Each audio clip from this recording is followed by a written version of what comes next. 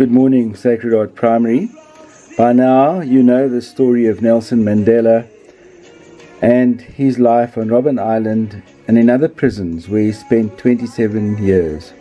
Before that, he was involved in a whole struggle to free South Africa.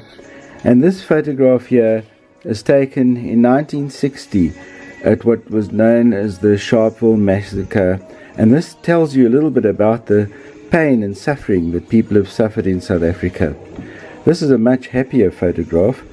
This is a photograph of Nelson Mandela walking free in February 1990. 9 days after President de Klerk's speech in Parliament, Nelson Mandela took his first steps as a free man. Here he is with his wife, Winnie. There was jubilation and excitement all over the country. Here's another happy photograph. This is a photograph taken around the 10th of May. And here, President Mandela is hand in hand with his deputy, F.W. de Klerk. Imagine spending 27 years on Robben Island and other prisons. It's a very, very long time.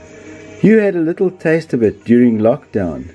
You were not allowed to leave your house. You had to stay at home. You were not allowed to see friends, but you were with your family.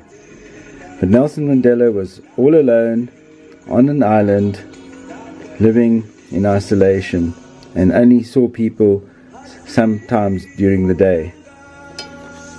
Here's another photograph I wanted to show you. This is a photograph where you can see our current President Cyril Ramaphosa, with Nelson Mandela and Leon Wessels.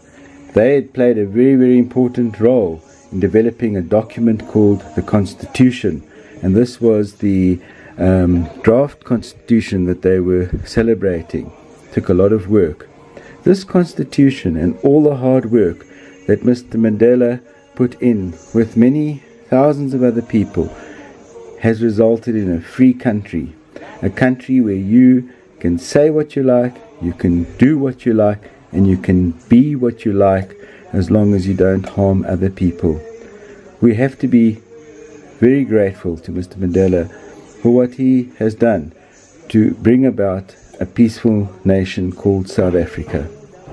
This week we'll remember Nelson Mandela, and I hope that you too will not just look at the pictures, but that you will make pictures, make your own pictures of you changing the world that you are in, of you doing things that are special and helpful to other people, especially this week.